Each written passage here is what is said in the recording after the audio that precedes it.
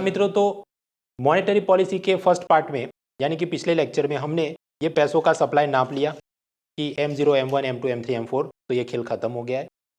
अब इस second video में हम देखेंगे टूल्स ऑफ मॉनेटरी पॉलिसी, मतलब आरबीआई कैसे इन हथियारों की मदद से, CRR, SLR, रेपो आदि की मदद से इस मनी सप्लाई को कंट्रोल कर सकता है और उसकी मदद से कैसे इस महंगाई से वो लड़ सकता है। हाँ, तो मित्रों हम इकोनॉमी के पहले pillar money banking finance insurance में है, इसका रिकैप कर रहे हैं। इसमें 1A1 यानी यूपीआई बिटकॉइन देख लिया। 1A2 मॉनेटरी पॉलिसी के नाम पे पैसों को कैसे नापते हैं, मेजरमेंट, वो पिछले लेक्चर में देख लिया। इस लेक्चर में हम देखेंगे टूल्स ऑफ मॉनेटरी पॉलिसी की CRR, SLR, रेपो वगैरह क्या है। नोट पेन लेके बैठना क्योंकि इसके अंदर काफ़ी सारे कंसेप्ट डायग्राम आने वाले हैं। तो आरबीआई के मॉनेटरी पॉलिसी टूल्स, उसमें एक तो होते हैं क्वांटिटेटिव और दूसरे होते हैं क्वालिटेटिव। पूरा लिस्ट यहाँ पर है, देख के डरना नहीं है। अभी ये आधा पौना घंटा जो वीडियो चलेगा अपने आप आपको सब कुछ क्लियर हो जाएगा। अब मित्रों इसमें भी CRR और SLR तो पिछले लेक्चर में मैंने कंप्लीट कर दिया था, फिर भी जल्दी से रिकैप करते हैं कि जनता ने बैंकों में 100 रुपये डिपॉजिट किए, तो इसमें से 4 रुपये बैंकों ने आरबीआई में जमा करने, that is cash reserve ratio. इस पर आरबीआई उन बैंकों को कोई ब्याज नहीं देगा। इसके अलावा डिपॉजिट का 18% इन बैंकों ने लिक्विड एसेट्स जैसे कैश, गोल्ड, गवर्नमेंट सिक्योरिटी में इन्वेस्ट करना होगा। So that is statutory liquidity ratio SLR। ये तो हमने पिछले एपिसोड में खत्म किया। अब शुरू करते हैं repo, MSF, reverse repo rate, SDF वगैरह देखना है। मित्रों ये स्क्रू ड्राइवर का सेट नहीं है, ये आरबीआई के मॉनेटरी पॉलिसी टूल्स। अब इसमें आप समझते हैं सारे स्क्रू ड्राइवर हम एक समान फ्रीक्वेंसी में यूज़ नहीं करेंगे। सबसे ज़्यादा तो ये नॉर्मल वाला स्क्रू ड्राइवर हम यूज़ करते हैं, तो इसे मैं कहूँ ये repo rate most frequently use. दूसरे नंबर पर ये फोरकट जो फिलिप्स स्क्रू ड्राइवर ये हम यूज़ करेंगे, इसे मैं कहूँ ओपन मार्केट ऑपरेशन है, तो ये मोस्ट फ्रीक्वेंटली यूज्ड टूल्स हैं।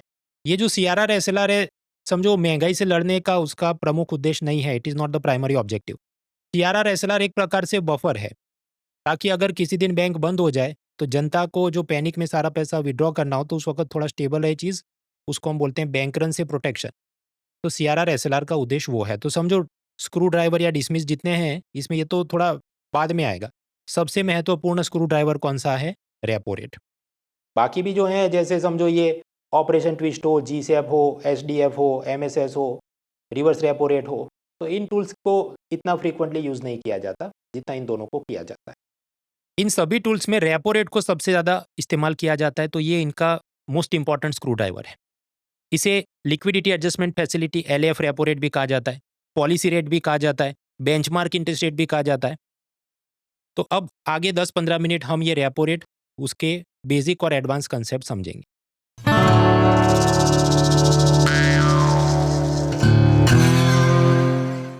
कुल मिलाकर रेपो मतलब क्या? आरबीआई के जो अलग अलग क्लाइंट्स हैं, आरबीआई से शॉर्ट टर्म, लघु अवधि 1 साल से कम के लिए लोन ले रहे हैं, उस पर आरबीआई जो ब्याज चार्ज करता है। रेपो वाले विंडो से लिया तो 6% ब्याज चार्ज करता है। मार्जिनल स्टैंडिंग फैसिलिटी यानी MSF वाले विंडो से लिया तो 625% चार्ज करता है। अब प्रश्न ये दो विंडो अलग कैसे हैं? वो डिपेंड करता है कि क्लाइंट ने रिजर्व बैंक में क्या गिरवी रखा लोन लेते वक्त। अब ये रेपो रेट का कोलेटरल मुझे समझाना है तो आपको गवर्नमेंट सिक्योरिटी का बेसिक बताना पड़ेगा। देखिए सरकार को हमेशा इनकम के मुकाबले खर्चे ज़्यादा रहते हैं, तो उधारी में पैसा लेना पड़ता है। उसके साथ जुड़ा कंसेप्ट है फिस्कल डेफिसिट, वो पूरा अलग मैं वीडियो बना चुका हूँ। तो समझो सरकार को लोन में पैसा चाहिए, तो सरकार अपने पब्लिक डेट मैनेजर यानी आरबीआई को कहेगी भाई व्यवस्था करो। तो आरबीआई अगर सरकार को 1 साल या उससे ज़्यादा लोन चाहिए तो इंस्ट्रूमेंट जारी करती है गवर्नमेंट सिक्योरिटी। अगर सरकार को 1 साल से कम के लिए लोन चाहिए तो मार्केट में ट्रेजरी बिल या कैश मैनेजमेंट बिल, ऐसे इंस्ट्रूमेंट आरबीआई जारी करता है। मेरे आपके जैसे लोग भी इन्वेस्ट कर सकते हैं, बैंक, NBFC, LIC, EPFO, बहुत सारे लोग इसमें इन्वेस्ट कर सकते हैं। तो मान लीजिए एक्सिस बैंक ने कुछ गवर्नमेंट सिक्योरिटीज खरीदी, 2 कारण से खरीद सकता है, क्योंकि अभी हमने देखा डिपॉजिटर्स का जितना पैसा आता है उसका 18% बैंकों ने लिक्विड एसेट जैसे कैश, गोल्ड, गवर्नमेंट सिक्योरिटी में रखना है। तो उस हिसाब से समझो उन्होंने 18 करोड़ की SLR कोटा कंप्लायंस के लिए सिक्योरिटी खरीद ली। अब मान लो एक्सिस बैंक के पास और भी पैसा बचा है और कोई क्लाइंट अभी लोन लेने के लिए नहीं आ रहा है, तो खाली खाली पैसा पड़ा रहा है, इससे अच्छा है कि मैं इन्वेस्ट कर दूं। ये सोच के एक्सिस बैंक ये 18 करोड़ के ऊपर भी मान लो 2-5 करोड़ की और एक्स्ट्रा गवर्नमेंट सिक्योरिटी खरीद सकता है। तो इसे हम कहें कि बियॉन्ड SLR कोटा की उसके पास कुछ गवर्नमेंट सिक्योरिटी और पड़ी है। बस तो हमारा मुद्दा था आरबीआई अपने क्लाइंट्स को शॉर्ट टर्म का लोन देता है, लेकिन क्लाइंट्स ने कुछ गिरवी रखना पड़ता है। तो यदि ये बैंक ऑफ बड़ौदा या एक्सिस है इन्होंने एसएलआर कोटा के बाहर वाली अतिरिक्त जो गवर्नमेंट सिक्योरिटी उनके पास पड़ी थी, उसको गिरवी रख के आरबीआई से वो लोन लेता है शॉर्ट टर्म का, तो आरबीआई उस पे जो ब्याज चार्ज करता है दैट इज रेपो रेट, वो अभी है 6%। मान लीजिए बैंक के पास ऐसी कोई बची नहीं हो एसएलआर कोटा के बाद गवर्नमेंट सिक्योरिटी, और फिर भी वो बहुत पैनिक में है बैंक ऑफ बड़ौदा और उसको लोन चाहिए शॉर्ट टर्म के लिए, तो फिर एसएलआर कोटा में जो बफर के स्वरूप में रखी गई थी, उनमें से भी कुछ government securities bank of Baroda reserve bank में गिरवे रख के लोन में पैसा उठा सकता है। उसे कहते हैं मार्जिनल स्टैंडिंग फैसिलिटी यानी एमएसएफ। एमएसएफ पे आरबीआई थोड़ा ब्याज ज़्यादा चार्ज करती है 625। वो असल में मैथमेटिकली लिंक्ड है कि रेपो रेट जितना भी होगा, मान लो 6%, तो उससे 0.25% एक्स्ट्रा होगा एमएसएफ। 0.25% भी बोल सकते हैं या 25 बेसिस पॉइंट सिस्टम बीपीएस भी बोल सकते हैं। अब समझिए कोई भी बैंक को फंडिंग में पैसा चाहिए तो सबसे पहले तो उसका झरना या नदी या वाटरफॉल आता है पब्लिक डिपॉजिट से। मान लीजिए पब्लिक डिपॉजिट में पैसा कम पड़ गया, तो बैंक को जब लोन चाहिए तो पहले तो वो बाकी अपने साथी एलआईसी, एसबीआई वगैरह से ही पैसों का जुगाड़ करेगा। उसके लिए इंस्ट्रूमेंट जारी करता है, तो कॉल मनी, नोटिस मनी ये सब चलता है, certificate of deposits COD issue कर सकता है। तो सबसे पहले पब्लिक डिपॉजिट, वहां से पैसा नहीं आया तो ये सब से वो मोबिलाइज करेगा। फिर भी अगर नहीं इंतजाम हो रहा है, तब लास्ट रिजॉर्ट के रूप में ये रेपो रेट में, और उधर भी उसका जुगाड़ नहीं हो रहा है तो फिर उसके भी आगे लास्ट रिजॉर्ट में एमएसएफ में वो जाएगा। तो समझो बैंकर कोई रोज सुबह उठ के रिजर्व बैंक के पास लोन लेने नहीं जाता, उसके पास बहुत सारे और भी फंडिंग के स्रोत होते हैं। तो मैंने आपको रेपो बताया और एमएसएफ बताया। अब प्रश्न, महंगाई से लड़ना है तो कैसे इन टूल्स को इस्तेमाल करें। पिछले एपिसोड में भी हमने देखा था कि सप्लाई डिमांड में मिसमैच हो जाए तब महंगाई का उद्भव होता है कि 20 रुपए का ऑनियन 150 रुपए में मिल रहा है। तो आरबीआई ने यहाँ पर डिमांड कम करनी है तो लोन महंगे करने होंगे। उसके लिए लोनेबल फंड्स कम कर दे ताकि लोन इंटरेस्ट बढ़ जाए, या सीधा ही लोन का इंटरेस्ट बढ़ा दे, ये काम हो सकता है। और उसके वास्ते सीआरआर बढ़ा दो, एसएलआर बढ़ा दो, रेपो रेट बढ़ा दो। ओपन मार्केट ऑपरेशन अभी आगे देखेंगे, उसमें गवर्नमेंट सिक्योरिटी आरबीआई सेल करना शुरू करे। तो ऐसे सब टूल्स की मदद से आरबीआई लोनेबल फंड्स और लोन इंटरेस्ट रेट पे असर कर सकता है। अब कुछ लोगों को प्रश्न होगा कि भाई क्या गारंटी है कि जब आरबीआई रेपो रेट को बढ़ाएगा तो बैंक वाले भी अपने रिटेल लोन्स, मतलब ये कार लोन, होम लोन आदि के ब्याज दर बढ़ा देंगे, इसकी क्या गारंटी है। अब समझिए जब तक कोई आपके दरवाजे पे मदद मांगने नहीं आए, तब तक आप उससे अपनी बात मनवा नहीं सकते। फॉर एग्जाम्पल, ये ट्रंप ने जेलेंस्की को बोला तुम्हारी सब यूक्रेन की माइंस, खनिज संपत्ति मुझे दे दो तभी तुम्हारी युद्ध में मदद करूंगा। तो उसके पहले जेलेंस्की ने उधर भीख मांगने तो आना पड़ा ना व्हाइट हाउस में। तो यदि कोई बैंकर रिजर्व बैंक के पास लोन लेने आए ही नहीं, तो फिर रिजर्व बैंक अपनी बात कैसे मनवा सकता है।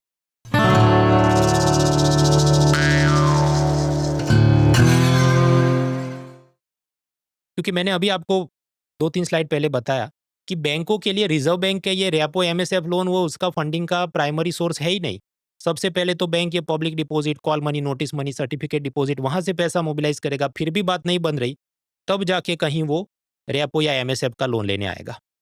तो आरबीआई अपनी बात मनवा कैसे सकता है कि मैंने रेपो रेट बढ़ाया तो बैंकों के लोन भी महंगे होने चाहिए। उसके वास्ते एक फॉर्मूला है, फॉर्मूला जिसे हम कहते हैं एक्सटर्नल बेंचमार्क। वैसी बात है, जब भी रेपो परसेंटेज चेंज किया जाएगा तो एक फॉर्मूला के तहत बैंकों के जो भी car loan, home loan, retail loans होते हैं, उसके भी इंटरेस्ट रेट अपने आप चेंज हो जाते हैं। उसे हम कहते हैं एक्सटर्नल बेंचमार्क फॉर्मूला। ये नए लोन पे भी लागू होती है। किसी ने पहले से लोन ले लिया है, उसमें भी आरबीआई अब रेपो रेट चेंज करे तो उसका पुराना लोन, उसमें भी चेंजेस आ सकते हैं, परसेंटेज इंटरेस्ट रेट में चेंजेस आ सकते हैं। अब ये जो एक्सटर्नल बेंचमार्क फॉर्मूला है वो पूरी स्लाइड में दी है। ये स्लाइड में पढ़ाने नहीं बैठूंगा वरना 15 मिनट इसमें और जाएंगे, तो फिर ये लेक्चर बन जाएगा, ये रिवीजन या रिकैप का वीडियो नहीं रहेगा। समझो मैं यहाँ पर टॉपिक आपको नहीं पढ़ाऊंगा, मैं सिर्फ आपको याद दिलाऊंगा कि हमने ये चैप्टर में इतना सब कवर किया था, क्योंकि समझो पढ़ाने का काम ऑलरेडी 55 लेक्चर में मैं खत्म कर चुका हूँ। मित्रों, इस बार के यूपीएससी रिजल्ट में अनअकैडमी के ऑनलाइन क्लासरूम प्रोग्राम से 80 से ज्यादा लर्नर्स सिलेक्ट हुए। और हम हवा में बात नहीं कर रहे हैं, प्रूव कर सकते हैं। जैसे रैंक 9 आदित्य जी, आपने अनअकैडमी के ऑनलाइन क्लासरूम में 1000 घंटे से ज़्यादा आपने लेक्चर्स देखे हैं, 30 से ज़्यादा आपने मॉक टेस्ट दिए हैं, और बाकी ऐसे और 80+ लर्नर्स हैं। इसी रिजल्ट को सेलिब्रेट करते हुए एक लिमिटेड टाइम के लिए हम 2026 एस्पायरेंट्स को अपना कोर्स ऑफर करें केवल 17,999 में, जिसमें आपको live classes, theory, current, prelims, mains, GS सब कुछ पढ़ाया जाएगा। Notes, power point, study material, mock test, means answer writing with evaluation, doubt resolution, ये सब कुछ आपको मिले। तो फ़ायदा उठाइए। डिस्काउंट कोड याद रहे mrunal.org। बाकी डिटेल्स डिस्क्रिप्शन में है। चलिए आगे बढ़ते हैं। तो रिवीजन वीडियो है, टाइम कम, पढ़ाई ज़्यादा करनी है, तो तुम कबूल करो कि हाँ भाई, जब भी रेपो रेट बदला जाएगा तो बैंक वाले अपने लोन इंटरेस्ट रेट चेंज करेंगे। ऐसी एक्सटर्नल बेंचमार्क फॉर्मूला है। अभी एक और भी प्रश्न होता है कि जब रेपो रेट कम किया जाता है तो बचत खाते पे जो ब्याज मिलता है, सेविंग इंटरेस्ट रेट, वो भी कम हो जाता है। ऐसा कैसे? देखिए, रेपो कम किया जाए तो लोन इंटरेस्ट तो कम होगा, ये तो हमने समझा, क्योंकि इसकी एक्सटर्नल बेंचमार्क फॉर्मूला है, तो ये दोनों चीजों को लिंक किया गया है। लेकिन रेपो में गिरावट होती है तो डिपॉजिट इंटरेस्ट रेट, बचत खाते के ब्याज दर भी गिर जाते हैं। ऐसा कैसे संभव है? उसका कारण है नेट इंटरेस्ट मार्जिन, NIM। मान लो बैंक ने तय किया कि मैं लोन 9% ब्याज पे दे रहा हूँ और मुझे डिपॉजिटर्स को 4% ब्याज देना है।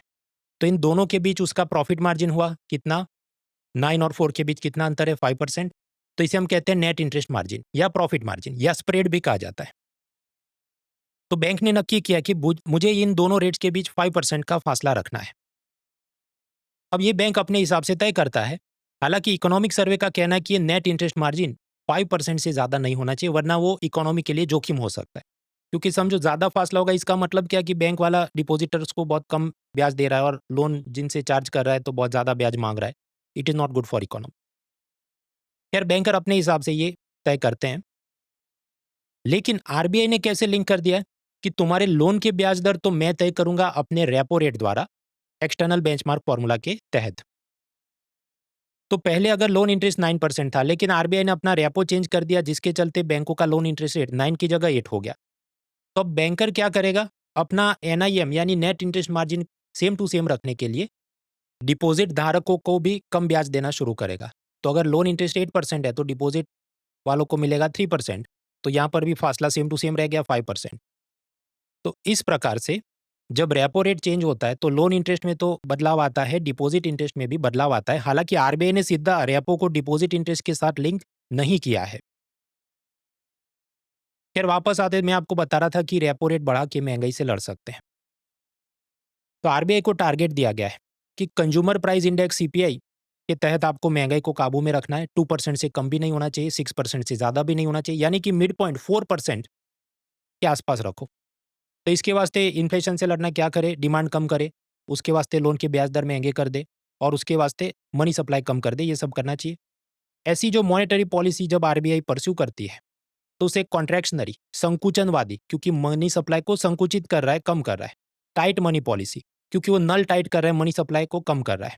डियर मनी पॉलिसी, डियर मतलब कीमती, लोन को महंगा या कीमती कर रहा है।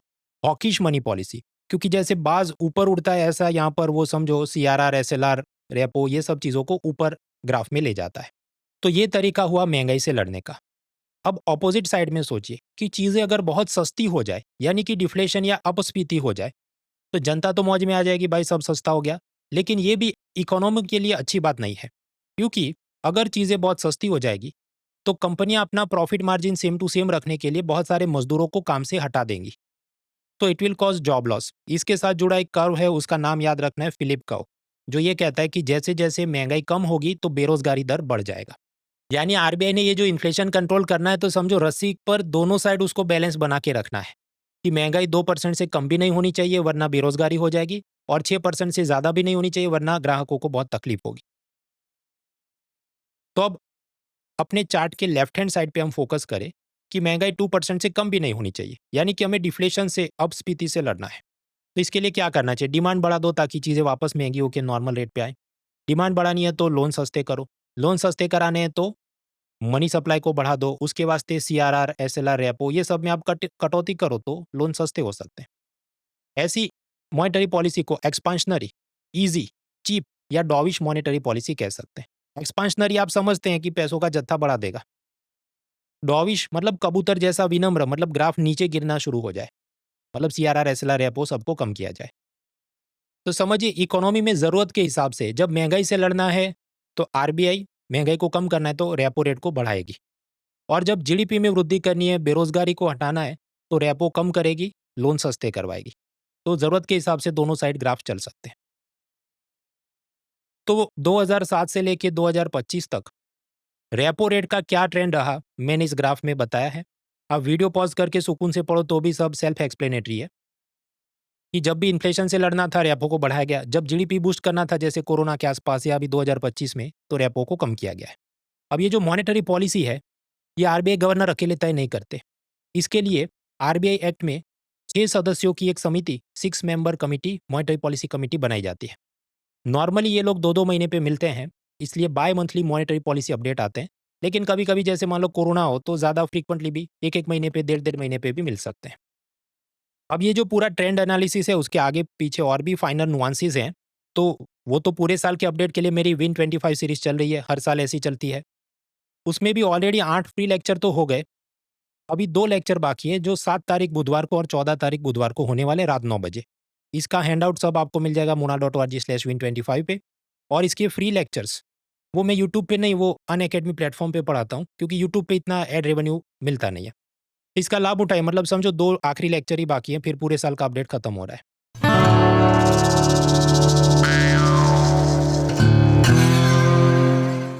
फिर आगे का मुद्दा ये मॉनेटरी पॉलिसी में स्टांस क्या होता है?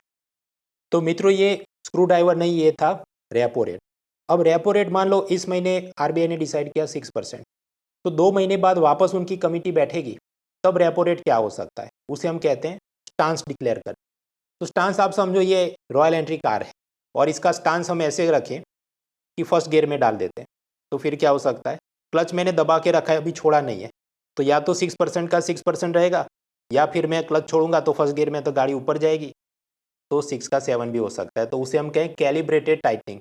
कैलिब्रेटेड टाइटनिंग वाला रुख रखा जाता है जब आरबीआई को महंगाई से लड़ना हो, तो इस प्रकार की वो स्टांस डिक्लेयर कर। मित्रों मान लीजिए ये कार को मैं रिवर्स गियर में डाल दूं और क्लच दबा के रखूं, तो गाड़ी खड़ी है वहीं खड़ी रहेगी 6 पे, और जैसे मैं क्लच छोड़ूंगा तो क्योंकि रिवर्स गियर में है तो ये पीछे जाएगी, तो मतलब 6 का 5 हो सकता है। तो ऐसा अकोमोडेटिव स्टांस भी हो सकता है जब आरबीआई को डिफ्लेशन से लड़ना हो या जीडीपी में बढ़ोतरी करने के लिए लोन सस्ते करवाने हो, तो आरबीआई अकोमोडेटिव स्टांस भी डिक्लेयर करती है। अगर मैं इसे न्यूट्रल गियर में रखूँ तो फिर कुछ भी हो सकता है, ये 6% का 6% रहे, मैं फिर इच्छा हो तो बढ़ा के गाड़ी आगे ले जाऊँ 7 कर दूँ, पीछे रिवर्स में ले जाऊँ 5 कर दूँ। न्यूट्रल स्टांस में कुछ भी हो सकता है। कुछ बार वो बोलते हैं न्यूट्रल स्टांस है, मतलब गाड़ी न्यूट्रल गियर में है तो क्या हो सकता है, आगे भी जा सकती है, पीछे भी जा सकती है। तो जब आरबीआई को लगे कि दोनों साइड में से कुछ भी करने की नौबत आ सकती है, या जीडीपी ग्रोथ भी करना है, महंगाई से भी लड़ना है, कुछ बीच का रास्ता निकालना है, तब वो न्यूट्रल स्टांस रखते हैं। न्यूट्रल स्टांस में 3 चीज़ हो सकती है, या तो repo rate same to same रहे, या उसको बढ़ाया जाए, या उसको कम किया जाए, वो 2 महीने बाद वो देख के तय करेंगे। प्रेजेंटली मैंने आपको बताया अप्रैल 2025 में आरबीआई ने बोला है हमारा अकोमोडेटिव स्टांस है।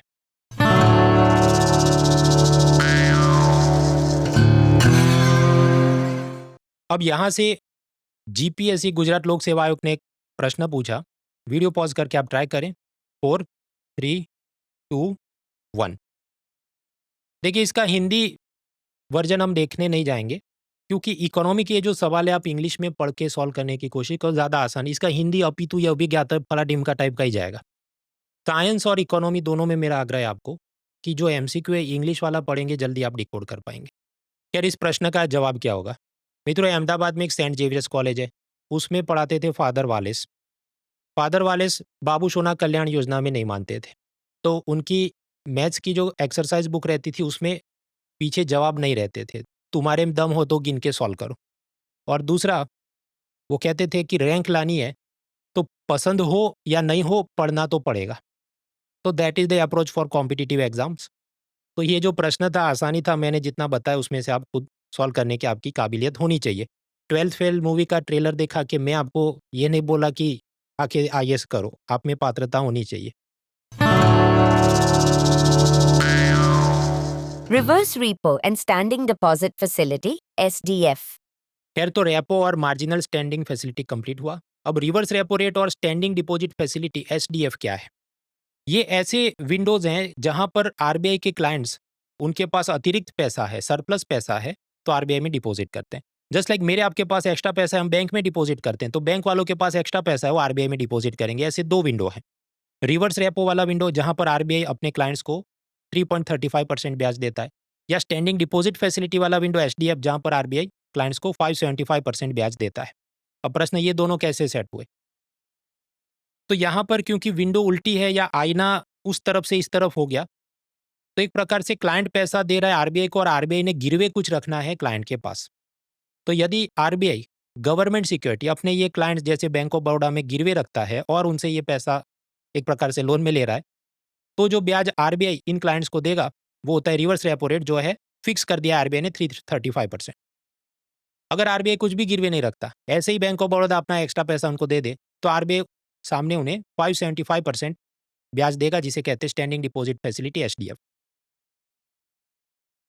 अब यहाँ आप समझिए, रिवर्स रेपो रेट तो फिक्स कर दिया आरबीआई ने कि यही पॉइंट होगा 335, लेकिन जो एसडीएफ है वो लिंक है, वो रेपो रेट जितना भी होगा उससे 0.25% कम होगा। तो अभी क्योंकि रेपो रेट 6% है, तो एसडीएफ कितना होगा 575, उससे 0.25% कम। और आप याद करो एमएसएफ कितना होगा, रेपो रेट जितना भी है उससे 0.25% एक्स्ट्रा, यानी कि वो होगा 6.25%।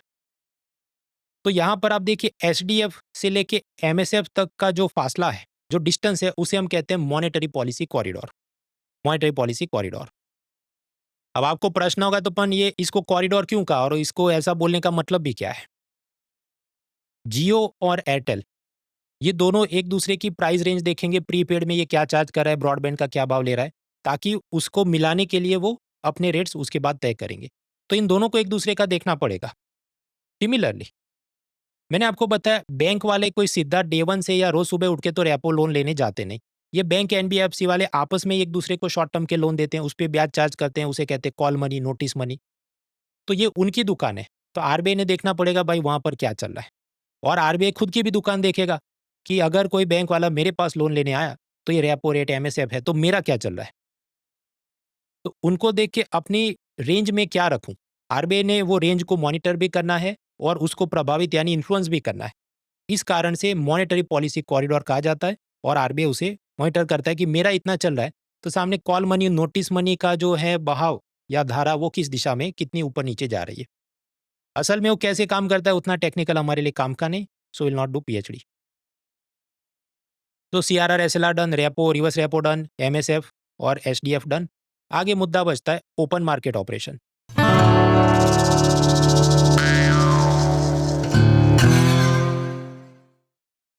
जैसा कि हमने पढ़ा महंगाई से लड़ना है, तो मार्केट में ये मनी सप्लाई को कम करना चाहिए। अब उसके वास्ते मान लो SBI, Axis Bank of Baroda तीनों के पास इन नोटों के इतने सारे बंडल हैं। आरबीआई चाहता है कि मैं लोनेबल फंड्स यहाँ से थोड़े चूस लूँ। अब इसके लिए एक तो सीआरआर या एसएलआर में भी वो लॉक करवा सकता है, लेकिन मैंने आपको बताया सीआरआर एसएलआर वो महंगाई से लड़ने का मेन उद्देश्य नहीं है, वो तो बैंक रन और क्राइसिस से लड़ने का बफर है। तो आरबीआई उसे ज़्यादा छेड़ेगा नहीं। इसलिए आरबीआई कुछ और तरीका लगाएगा कि आरबीआई के पास अगर कुछ गवर्नमेंट सिक्योरिटी पड़ी है, वो इन लोगों को बेचेगा और सामने उनसे, क्योंकि बेचेगा तो स्वाभाविक है एक्सिस बैंक सामने आरबीआई को पैसा देगा, तो ये नोटों के बंडल में से कुछ रिजर्व बैंक के पास चले जाएंगे, तो अपने आप मनी सप्लाई कंट्रोल में आ जाएगा। इसे हम कहते हैं ओपन मार्केट ऑपरेशन, खुले बाजार की क्रियाएं। अब आप समझो यहाँ पर रिजर्व बैंक किसी को पिस्तौल नहीं दिखा रहा है कि तुम्हें मुझसे गवर्नमेंट सिक्योरिटी खरीदनी होगी, अपना मनी सप्लाई मुझे देना ही होगा। हो सकता है एक्सिस बैंक को कोई लोन का ग्राहक नहीं मिल रहा हो, तो वो ऐसा डील कर लेगा। तो डिपेंड्स, हर एक के अपने परम्यूटेशन कॉम्बिनेशन होते हैं। और इस ओपन मार्केट ऑपरेशन की मदद से भी आरबीआई महंगाई से कैसे लड़ेगा कि यहाँ पर आरबीआई जब गवर्नमेंट सिक्योरिटी सेल करे तो क्लाइंट से पैसा चूस लेगा, तो अपने आप मनी सप्लाई कम हो जाएगा, तो लोनेबल फंड्स कम हुए, लोन इंटरेस्ट महंगे हुए, डिमांड कम हुई, तो महंगाई कंट्रोल में आ गई। असल में मैं ये चीज़ें बता रहा हूँ, जो बता रहा हूँ उससे ज़्यादा जटिल है, लेकिन उसके ग्राफ वगैरह से इंटरप्रिटेशन किया तो वो सीधा क्लास 12 मैक्रो इकोनॉमिक्स जैसा बर्बाद चीज़ हो जाएगी। हम उसमें नहीं जा रहे। अब ये जो भी अलग अलग टूल्स थे, मैंने आपको बताया सबसे ज़्यादा इस्तेमाल किया जाने वाला टूल तो है रेपो रेट। उसके बाद अगर ज़रूरत महसूस हुई तो ओपन मार्केट ऑपरेशन भी आरबीआई थोड़ा और फ्रीक्वेंटली यूज़ करता है। बाकी जो चीज़ें हैं उसको बहुत ज़्यादा छेड़ता नहीं। अब आप समझो जैसे एसडीएफ और एमएसएफ है, तो उनका खुद का तो कोई वजूद है नहीं, वो तो रेपो रेट के साथ लिंक है 0.25% ऊपर नीचे। और सीआरआर एसएलआर मैंने आपको बताया महंगाई से लड़ना उनका प्रमुख उद्देश्य नहीं है, वो तो बफर के लिए है।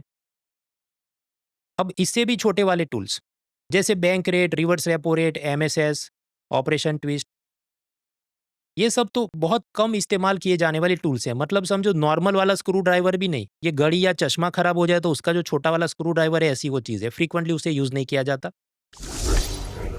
तो जो फ्रीक्वेंटली यूज़ किया जाता है, स्वाभाविक है उसको फ्रीक्वेंटली यूपीएससी में पूछा जाता है। तो इस कारण से मैंने आपको ग्रीन कलर में जो मार्क हैं वो सारे टॉपिक्स अभी रिवाइज कराएँ। रेड कलर वाले भी यूपीएससी की अगर उसको आ जाए खुन्नस पूछ भी सकता है, लेकिन वो मैं पढ़ाने बैठा वीडियो बहुत लंबा हो जाएगा। ये क्योंकि टूल्स कम इस्तेमाल होते हैं इसलिए एग्ज़ाम में भी मतलब कम फ्रीक्वेंटली देखे जाते हैं। आप मेरी इस इकोनॉमी बुक या जो अपना फुल लेंथ कोर्स हुआ उसमें सुकून से इसे देख लीजिए। मित्रों, मेरी ये इकोनॉमी बुक में ये मॉनेटरी पॉलिसी के सारे टॉपिक्स थियरी से लेके करंट, एनसीईआरटी से लेके एडवांस सब कुछ इसी में दिया है। तो वन स्टॉप सॉल्यूशन है, कलरफुल ग्राफिक्स के साथ दिया है ताकि आपको समझने में, रिवीजन करने में सुविधा रहे। और ये पूरी किताब अवेलेबल है अमेज़न पे, link is in the description. बिल्कुल फ़ायदा उठाइए। तो हमने क्वांटिटेटिव टूल्स कंप्लीट किए। क्वांटिटेटिव इसलिए बोला क्योंकि इसे परसेंटेज में एक्सप्रेस कर सकते हैं और इससे पूरी इकोनॉमी में क्या होगा आप बोल सकते हैं।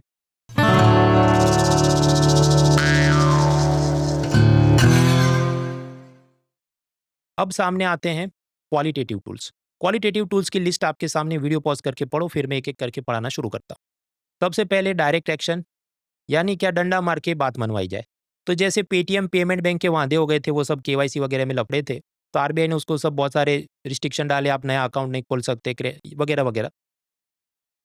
That is an example of direct action.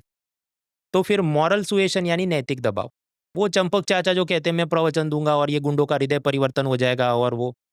तो अगर आरबीआई गवर्नर किसी यूनिवर्सिटी के कॉन्वोकेशन यानी पदवीदान समारोह में जाते हैं और उधर सब ज्ञानवाणी करते हैं कि सब बैंकों ने गरीबों के खाते खोलने चाहिए, एमएसएमई के लोन जल्दी जल्दी अप्रूव करने चाहिए, और ये सब सुन के और उसका प्रेस कवरेज देख के बैंक वालों को थोड़ी शर्म आ जाए और वो कुछ अच्छा काम करे, that is called moral suasion, नैतिक दबाव। तीसरा क्वालिटेटिव टूल है loan to value ratio LTV. मतलब अक्षय कुमार वाइफ ट्विंकल खन्ना की 1 लाख रुपए की ज्वेलरी अगर मुथूट गोल्ड लोन कंपनी में गिरवे रखे, तो मुथूट वाले उसको क्या लाख रुपए का लोन देंगे? नहीं। लोन टू वैल्यू रेशियो पहले था 75%, तो लाख रुपए का गिरवे रखा तो 75,000 ही लोन में मिलेंगे। फिर कोरोना और उसके बाद आरबीआई ने रिलैक्स किया कि 90% रखो। तो अगर अब अक्षय कुमार लाख रुपए की ज्वेलरी गिरवी रखेगा तो उसे सामने 90,000 रुपए की लोन मिलेगी। तो इस लोन टू वैल्यू रेशियो को भी चेंज करके आरबीआई चीज़ों को प्रभावित कर सकती है। कंज्यूमर क्रेडिट कंट्रोल, मान लो आपको एक नैनो कार खरीदनी है, लाख रुपए की कार है, तो डाउन पेमेंट आपने खुद से कितना करना है? मान लो ये लाख रुपए, तो सब आपके पास नहीं है। वो बैंक वाला कहे कि देखिए हम आपको 90% तक लोन दे देंगे, 10% मतलब 10,000 खुद के पॉकेट से निकालो, तो वो गया डाउन पेमेंट। फिर हर महीने आपको हफ्ता भरना है, इक्वेटेड मंथली इंस्टॉलमेंट ईएमआई भरने, तो उसके भी रूल्स होंगे कि हर महीने कम से कम इतना हफ्ता आपको भरना पड़ेगा। तो जो डाउन पेमेंट्स है और ईएमआई के रूल्स हैं, ये आरबीआई तय करता है और उसकी मदद से भी अलग अलग सेक्टर्स को प्रभावित कर सकता है। फॉर एग्जाम्पल, अगर आरबीआई ऐसा बोल दे कि मंथली ईएमआई 50,000 से कम नहीं हो सकता, तो आप समझो सिर्फ अमीर लोग ही लोन ले पाएंगे, गरीब लोग लोन नहीं ले पाएंगे। 50,000 का हफ्ता तो हर महीने कौन भर सकता है? फिर आरबीआई के नहीं, मिनिमम इंस्टॉलमेंट 5,000 का भी हो सकता है। तो हो सकता है बहुत सारे लोग गाड़ियां खरीदना शुरू करें क्योंकि वो सोचे अच्छा मेरा 35,000 पगार है, उसमें 5,000 में इंस्टॉलमेंट भर दूंगा। तो like that RBI can influence the economy.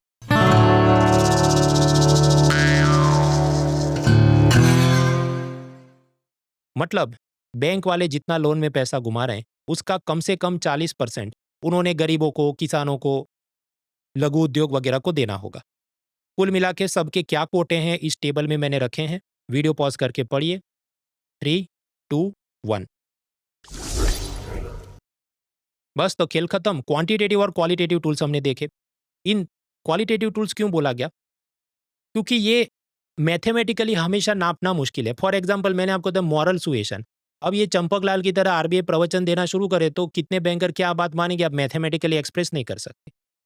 ये सिलेक्टिव टूल्स होते हैं, मतलब कि ये स्पेसिफिक सेक्टर को टारगेट करें कि मान लो पीएसएल कोटे में किसानों का कोटा ज़्यादा बढ़ा दिया जाए तो एग्रीकल्चर को प्रभावित कर सकते हैं, पूरी इकोनॉमी को प्रभावित नहीं कर सकते। उसी तरह सिलेक्टेड कैटेगरी ऑफ लोन्स जैसे गोल्ड लोन को प्रभावित करें, तो इसलिए इनको बोला जाता है क्वालिटेटिव टूल्स।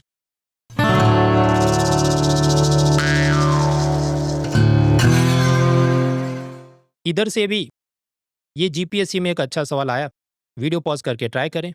5, 4, 3, 2, 1।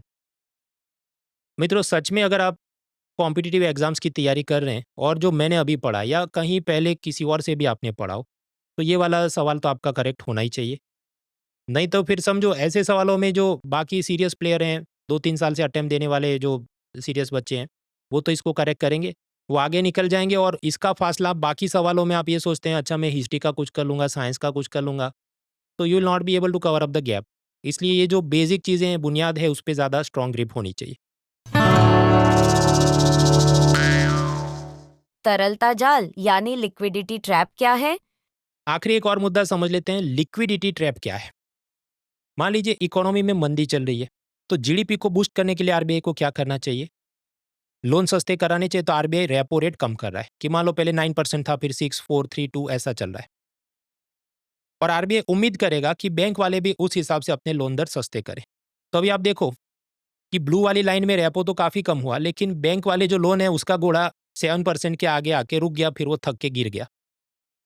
आपका एक्सटर्नल बेंचमार्क फॉर्मूला तुमने समझाई, तो उस हिसाब से बैंक वालों ने और कम करना चाहिए। भाई पण उसको परवड़ेगा नहीं तो कैसे चलाएगा? आप समझो, बैंकर ने भी तो स्टाफ को सैलरी देनी है, ऑफिस का रेंट देना है, एटीएम के बाहर सिक्योरिटी गार्ड, सीसीटीवी, मार्केटिंग के खर्चे, पूरा दिन ये सब में बैंकों के काफ़ी खर्चे होते, तो एक हद से ज़्यादा सस्ते लोन वो कर नहीं सकता।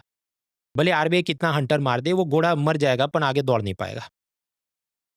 तो ऐसी बात है, अब बैंक ऑफ बड़ौदा पूरा दिन मार्केटिंग कॉल करता रहे कि सर अट्रैक्टिव लोन ऑफर है, लेकिन क्लाइंट बोल दे भाई मेरे पास जॉब नहीं है, मेरा बिजनेस ठीक नहीं चल रहा है, रिसेशन है, मंदी है, मैं आपका लोन नहीं चुका सकता, मुझे नहीं चाहिए, आप फ़ोन रखो। तो अब ऐसी सिचुएशन में आरबीआई चाहे मनी सप्लाई कितना बढ़ा दे, ये सीआरआर, रेपो, एसएलआर कितना रिलैक्स कर दे, तब भी लोन के ब्याज दर एक हद से ज़्यादा नहीं गिरेंगे। उसका कारण क्या? Liquidity trap. क्योंकि ऑलरेडी इतना सारा पैसा हो चुका है, उसी को कोई ले नहीं रहा है, तो नया वाला कहाँ कौन लोन में घुमा सकता है? ऑफ कोर्स ये भी ऐसी चीज़ें मैंने बताया उससे ज़्यादा जटिल है, अपन वो सारे ग्राफ पढ़ने बैठे तो अगेन वो हम लंबे हो जाएँगे, क्लास 12 मैक्रो इकोनॉमिक्स वाली सीन बन जाएगी। मित्रों, ये लिक्विडिटी ट्रैप और ऐसे बहुत सारे एडवांस कंसेप्ट, ये सब कुछ मेरी इकोनॉमी बुक में दिया है कलरफुल ग्राफिक्स और रैपिड रिवीजन टेबल्स के साथ, और ये अपनी बुक अवेलेबल है अमेज़न पे। तो मित्रों, ये इकोनॉमी के फर्स्ट पिलर में यूपीआई बिटकॉइन खत्म, पिलर 1A 2 में मॉनेटरी पॉलिसी के नाम पे मेजरमेंट कर लिया, M0 to M4 money multiplier देख लिया, टूल्स के नाम पे सीआरआर, एसएलआर वगैरह सब देख लिया। इसके बाद वाला जो मैं वीडियो बनाऊंगा उसमें हम जाएंगे पिलर 1B, मतलब बैंकिंग सेक्टर का क्लासिफिकेशन, नॉन परफॉर्मिंग एसेट वगैरह देखना है। उसके बाद share market, insurance, pension, financial inclusion वगैरह चलता रहे। चैनल को सब्सक्राइब करें ताकि कुछ भी मिस नहीं हो जाए। Let's crack it. An Academy. Let's crack it.